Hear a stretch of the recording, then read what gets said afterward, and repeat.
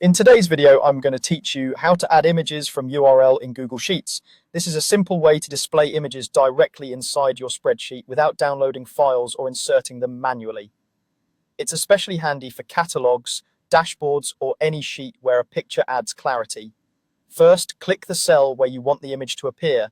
Think about your layout before you choose the cell. Images fit inside a single cell, so pick a spot with enough space for it to be useful.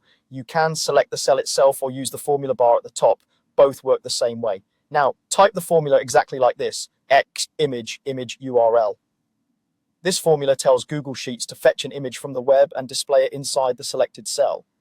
Keep the quotation marks around the link. Those are required. The function name isn't case sensitive, but the quotes and parentheses must be in place. Next, replace image URL with the actual direct link to your image. A direct link typically ends in a common image extension like .png, .jpg, .jpeg, or .gif, or it's a URL that serves the image directly.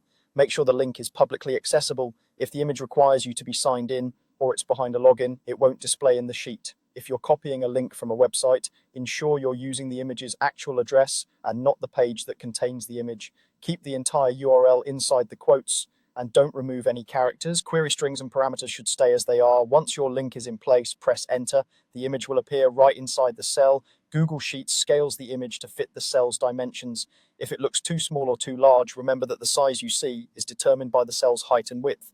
Adjusting the row height or column width will change how the image displays. If the image doesn't load, you might see an error or a broken image icon. Double check that the URL is correct, publicly accessible, and includes the full protocol like HTTPS/bus. A quick tip for cleaner sheets: instead of pasting long URLs directly into the formula, you can store the link in another cell and have the formula reference that cell. This keeps your formulas tidy and makes updates easier. That's it.